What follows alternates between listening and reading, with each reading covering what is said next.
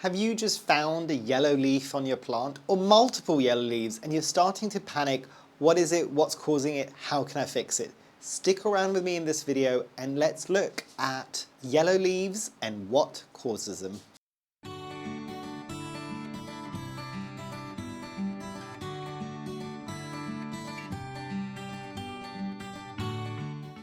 Hi, my name is Memo, this is my channel, Houseplantygoodness, and essentially it's a place where I like to geek out about my big passion.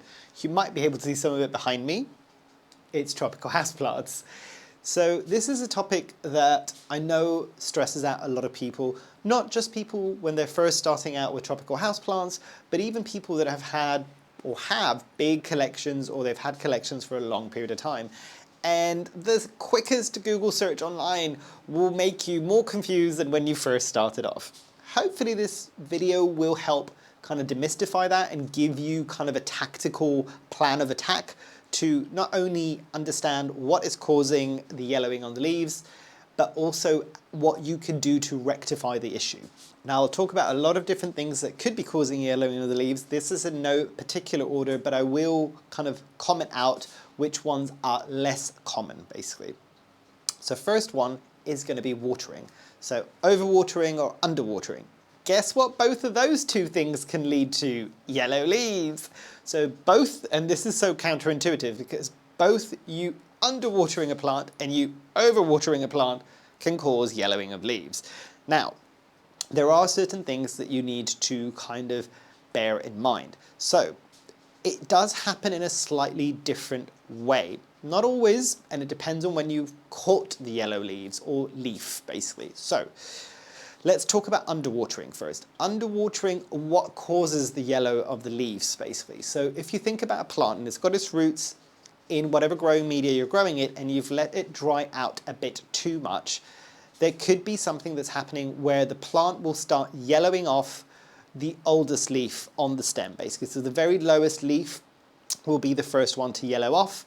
And that could just be because, you know what the plant is then trying to do is going, you know what, there is not enough water in my growing media or around me. So, you know what, oldest leaf, you're out. You need to go because I need to reserve the moisture that I've got for the youngest leaves of the plant.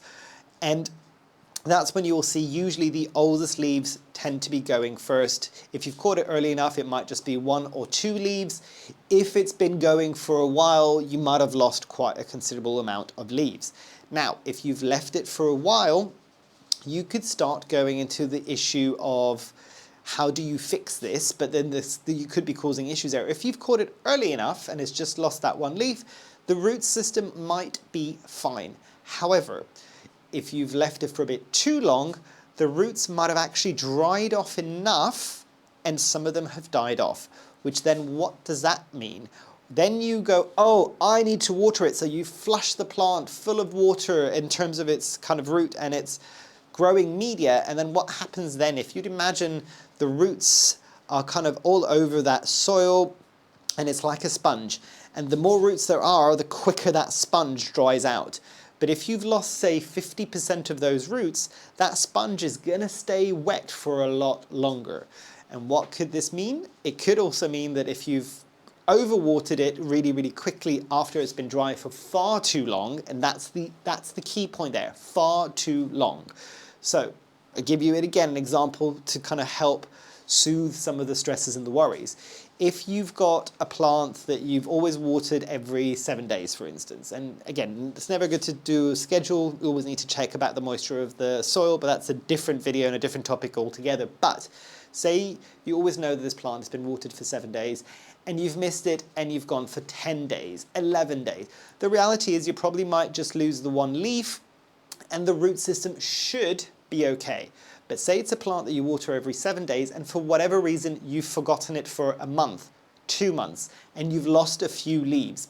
At that point I would say take the plant out if you can of its pot. Don't kind of stress it out too much and try to take all the soil off, but check and see the roots. If the roots have desiccated and they have kind of died off, at that point you might need to kind of take some of that soil off, cut off any of those dead roots, and then give it a growing media. You might even need to take it down a pot size because You don't want to have too much soil around a plant that now only has 50% of its roots. So again, usually as above, so below, or as below, so above. So if you've lost 50% of your leaves and you've lost 50% of your roots, it makes sense. It's kind of the plant trying to equilibrate or kind of equalize its environment. So if it's lost 50% of its roots, it will lose 50% of its leaves just so it can keep going on. So you need to kind of bear that in mind and deal with that first.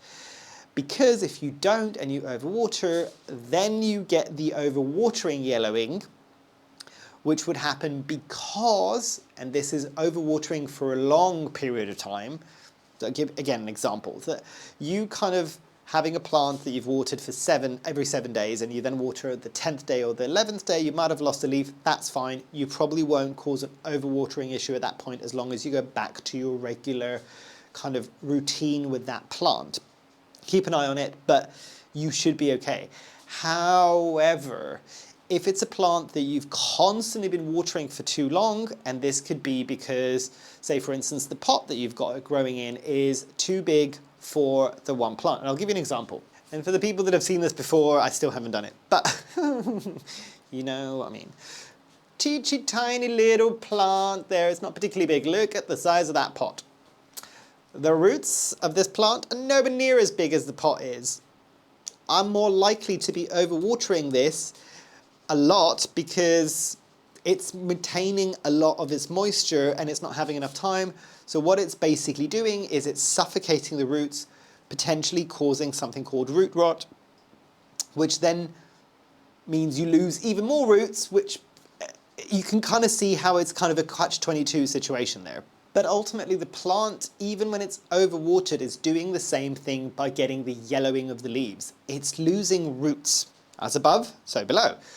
So it's losing roots, so it doesn't need all of that foliage because there's not enough roots left there to address the foliage at the top. Obviously, if you've been overwatering for a prolonged period of time, so say for instance, you've got a plant that should realistically be getting watered in your conditions every 7 to 10 days, but since day one that you've had it, regardless of the soil media, even if it's a very, very airy soil media, which there's a reason why people use airy soil media is because it gives you that kind of cushion and that bit of security of kind of going, even if you overwater, it won't be as bad. If you're watering that plant that needs watering every 7 to 10 days, every 3 days, all the time, you're not leaving enough time for that plant to absorb that moisture, ultimately leading to root rot, ultimately meaning it's losing quite a few of its roots, and the yellowing of leaves. So the solution to that point is check the roots, check to see if you've got any root rot, remove any root rot, repot your plant in as area kind of growing media as you possibly can, and possibly in a smaller pot because it may have lost some, if not all, of its roots. If it's lost all of its roots, guess what you're going to be doing at that point? You're going to need to propagate, and if it's lost all of its roots, you might need to sacrifice a few leaves, the ones that are still green on there, because ultimately what the plant will still be trying to do is keep those leaves green without any roots, which will stress it out, and the propagation might not even work. So it's a bit annoying and a bit frustrating, but it's a learning opportunity to learn about how to adjust your watering generally and specifically to the plant that you might be growing. Now let's talk about the age of the leaf, not the plant, the age of the leaf. And we touched on this really briefly in the beginning when I was talking about underwatering. So if you think about the oldest leaf on a plant, and it's something that I don't understand why most of us don't necessarily clock. So regardless of deciduous trees, and if I always get this wrong, so if I'm not mistaken, the deciduous trees are the ones that will drop all of their leaves come winter, and they'll kind of regrow them in spring, basically.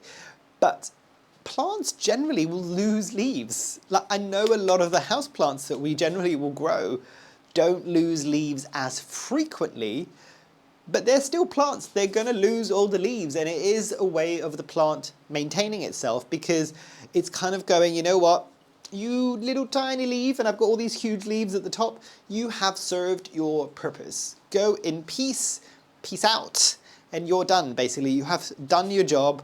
I don't need you anymore here because you're taking away valuable resources from other parts of the plant that I want to maintain. That's what the plant is kind of, the thought process of the plant would be, basically. And again, think about how plants might be growing. Tiny, tiny leaves are great because it reserves some of that energy whilst it's growing somehow along the jungle floor to then attach to a tree to then go up. And those small leaves are great in that purpose. When you start getting the bigger foliage at the top and it's getting a lot more light, that little tiny leaf isn't needed anywhere near as much. But what the plant does need to do is maintain those big, big foliage that's happening at the top of it growing along the side of a tree trunk, because that's really what's bringing in its energy. That's its newest, freshest growth. So sometimes, and this is the best type of yellow leaf, there is no reason for that leaf yellowing other than it's just served its purpose, it's old, it needs to go. And that is completely fine. Nothing to worry about, completely normal part of the process. Bid it farewell, it did its job, and enjoy the fresh, new growth that you have on your plant. Now we're starting to move into some causes that are less common than most people think. Now, the reason why I'm giving a caveat to this is because a lot of people out there, when I'm talking to them, because a lot of you are wonderful and you all send me some of your plant problems, and I do love reading them and hopefully trying to help you figure it out, like a little kind of clue game, and yeah, it's just amazing basically. But pests. Pests are one thing that are just like, somebody sees a yellow leaf, I'm just like, I think I've got pests, and I'm just like, it could be pests. A pest could stress out a plant enough that could cause parts of a leaf to yellow, unless you are really ignoring a plant and it's causing a whole bunch of other issues, or your plant is completely infested and you have not seen it.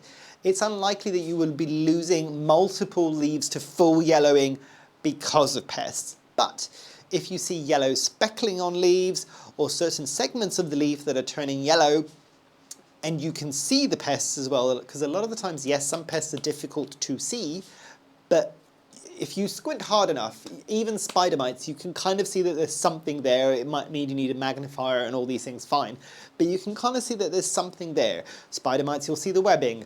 With the thrips, you'll maybe see the kind of pock marks. So each one of the pests will cause a different type of yellowing, at least in my experience, to the foliage of a plant. And the more you grow and the more plants you have and the more pests you generally experience, just by looking at the yellowing that is happening on certain parts of certain leaves, even before you've looked for the pests, you might be able to go, ugh, it's this type of yellowing, it's probably going to be spider mites, and now I need to deal with spider mites. And then you check, and it is spider mites, and then you deal for spider mites. But again, that comes with experience. But it is something that is happening because, again, it's not that entire leaf, but it might be sections of the leaf, and it is because that pest is causing damage to that leaf. And a lot of the times, again, because the easiest kind of leaf to be lost from the plant is if this is all happening on the lowest, oldest leaf, the plant might then yellow it off to kind of get rid of the leaf and the pests at the same time. That's the most that it could do. But again, it depends on how much stress that pest infestation has had on the plant. It's highly unlikely that the pests are only going to be on the oldest leaf. You've probably seen it somewhere else on the rest of the plant, or it might be everywhere. The plant at that point is stressed as a whole. So it might not be able to kind of get rid of that oldest leaf there. So there is that to remember about pests. It's not always pests. It's very rarely pests, especially if it's an entire leaf that's going, or multiple leaves that are going yellow and dropping off. But if you are seeing kind of marks, yellowing marks on the leaf, pests are one thing that you need to start considering. The other thing, and this is another cause for yellowing, but again, I cannot stress this enough, it is not the usual suspect, is something like disease. Or even, and I'll lump this together, or mineral kind of too little minerals, or too many minerals, or too much fertilizer, or too little fertilizer. And I'm lumping this together because a lot of the times the disease or even the kind of mineral deficiencies or too much fertilizer might look very similar. And again, it's unlikely that it's going to be whole leaves or even multiple leaves in this case. It tends to be marks on leaves at this point. And there are several kind of databases online or even websites, so you can go and look and say, okay, if it's got these ring structures around yellowing of the leaf, it's this mineral issue or it's this kind of disease. So you can kind of start figuring out what it might be on your plant. However, I will say to you the same thing that they say to a lot of training doctors at university. When I was doing my science degree, I was with a lot of doctors, and it's hysterical. And if there's any doctors out there that are watching this, or even scientists, please, please, please confirm this, because I find it so immensely interesting. Doctors, when they are training, are possibly some of the biggest kind of hypochondriacs out there. And it makes sense because they are constantly getting taught about all these really, really kind of obscure illnesses and diseases. And because they're constantly getting bombarded with these images or this information, at that stage of their learning journey, they think they've got everything. And invariably, there's always at least a handful of like university professors that will turn around to them and say, look, no, you know this illness that you think you've got because we just learnt about it like last week, where maybe only 0.001 of the population has got. You probably don't have that if your symptoms are 99% those of a common cold. Guess what you probably have? A common cold. It's the situation if it walks like a duck and quacks like a duck, it's probably a duck, it's not a turkey. So it's a similar kind of thing. And it is, I think, part of our human psyche to want to go to that worst extreme, that it's definitely disease or it's definitely going to be a mineral issue. It might be, but kind of diagnose the fact that you are 100% sure that it isn't a common cold, or in the situation of a plant, it isn't underwatering, overwatering, or pests. Do you see what I'm going with this? It's more likely to be one of those things because they are so common. So, and a lot of the times, some of it might look very similar. Not all the time, but kind of exclude the really obvious first and be 100% that it's not that before you start diving down that rabbit hole, because you then start becoming a hypochondriac medical student, basically. So make sure that it is what it is, and then do your research and try to adjust as to what you want to do. There's innumerable things, what specific chemical deficiencies might be like and what they might look like and what you need to do to adjust for that, and how quickly or how slowly you need to do that. Same thing if it's a disease, is it a salvageable plant, is it not? Is there something you can do to treat it? But you can see these are extreme situations that need a lot of kind of fine refining that you might need to do, and it still might not be enough, when it could just be as simple as, you know what, you've probably just lost an old leaf, or you probably maybe underwatered or overwatered, or maybe it's a pest, as simple as that, basically. So make sure that it's not that first before you go for the doom and gloom factor. And I'll finish with something that a lot of people don't always assume might be causing yellowing of leaves, and it is light. Light, again, it can cause, at least in my experience a few times, where it can cause fully yellowing of leaves. But a lot of the times, again, it will be patination, and hopefully I've got some images that I can add here of some of my plants that have got this. And by what do I mean by this? Well, how and why is it yellowing, basically? So it's yellowing because it's getting too much light, yeah? So too much light in a situation where the leaf is yellowing is because, I think if I'm not mistaken, is the word, I think it is, and I'll kind of correct myself if it isn't, it's called chlorotic. And what it means is that that plant is kind of those areas that are getting too much light. Certain cell types, it might even be the chloroplasts, are basically either dying off or kind of bleaching out. It's just getting too much light, basically. And you'll see this if your entire plant is getting bright, bright light all day long, and it needs, or it kind of is used to medium light, you might see this across your entire plant, and you just go, oh my God, I'm losing all of the leaves and they're all yellow, what am I going to do? Move it back. Take a breath first, and then move it back from too high of a light.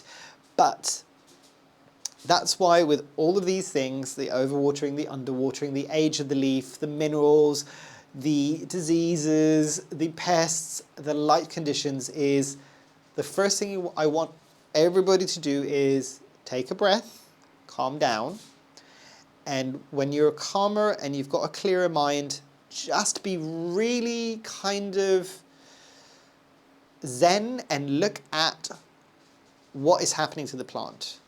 Question, have I overwatered? Have I underwatered? Are there pests that I can see? Is it disease or is it minerals when you've kind of avoided all the other things, including light? Or, oh yeah, look at this. This plant is getting beat down by a bright, bright light for 12 hours a day. Like, it's so blinding that I can't even stand sat close to the window, and this plant is getting beat down by this. It's not a cactus. It's not meant to be getting that much light if it's a tropical plant, basically. If it is a succulent, or some of those can get that as well, by the way. Some succulents and even cacti might get this, but what you will not see there is yellowing of leaves, a lot of times because they don't have leaves, but you'll get reddening. So a good indication of if it's getting too much light might be, is your plant next to a succulent or a cactus, which can take really high light levels? Is that succulent or cactus all of a sudden like red, like a deep red or an orange or anything like that? Because it's releasing anthocyanins, which means that it's protecting the foliage or its kind of plant structures from too much light. So guess what that means? If your cactus or succulent is reacting in that way because the light is too bright for them, it's 100% going to be too bright for your delicate tropical foliage plant that is used to growing at the bottom of a jungle floor, and all it just needs to be is move it away from the light. And interestingly, this kind of notion of sun bleaching doesn't happen as often as you might think in the wild, in jungles and all of these things, because with us, we've got a plant, we've got it in a pot, I've plonked you in a window. There's not an awful lot you can do other than trying to grow away from the light, and this is something that you might start seeing the plant starting to lean away from the light, because it's trying to move out of that bright, bright light. And you will get this as well in jungles and situations like this, where it will try to move away from the light. And in the jungle, it's got a bit more control of its own environment, if that makes sense. Probably more so than if it's in a pot. It can't get up and move in the soil the same way that it can't get up and move in a pot. But what it can do is if it's got a beam of light that's coming in from the jungle and it's scorching one of its leaves because it's in that path, it will try to move away from that beam of light because all of a sudden it knows that that one area is going to be scorching light. It can't do it, so it will try to move away from it, which is essentially what it's doing in your house if it's trying to move away. So yes, if you are seeing yellowing on the leaves because of light and you've been able to pinpoint it to that, move your plant to a slightly darker condition and you should be fine. Don't go for an extreme, yeah? Don't go from it's bright, bright light all the damn time to the darkest corner of your house. That will stress out the plant and you might get yellowing leaves because of other reasons. But just bear that in mind and you should find a way to kind of keep that plant a bit happier. So, in summary, a lot of things, you saw all of that. You saw the overwatering, the underwatering, the light, the pests, the minerals, the disease. All of these things could cause yellowing on the leaves. Different types of yellowing on the leaves. So that is your first little clue there. What type of yellowing are you getting on the leaf? And being able to kind of pinpoint what is causing the yellowing should then help you deal with the yellowing, because then you're going to adjust accordingly. So if it's disease or if it's minerals, which it very rarely is, it can be, but it very rarely is, then you need to address that. If it's watering, do I need to water less? Do I need to water more? Do I need to adjust how I kind of perceive the water that I need to give this plant and how kind of that schedule needs to be set? Is it pests? Do I address the pests? All of these things make it a lot simpler. So kind of diagnosis is more than half of the battle in this case. If being able to pinpoint it and say, yep, the yellowing is happening because of this reason, that's half your battle done. You know what you can then do to adjust for that yellowing. And it could just be the farewell to the good old friend that was that little original old leaf, and it might just be the plant's way of kind of going, thanks for the job that you did, off you go, we'll keep growing. So yeah, hopefully you've enjoyed. Hopefully this has been informative. Have I missed anything? Do you want to give some of your experiences with this? I am sure I'm going to get so many people down in the comments going, it's always been mineral issues with me, and it can be, don't get me wrong, but for most cases and most people, it isn't. But let me know in the comments down below. Let's have that conversation. And yeah, hopefully you've enjoyed. Hopefully I shall see you here soon. And I truly, truly hope that you have a great rest of your day. Thanks. Bye.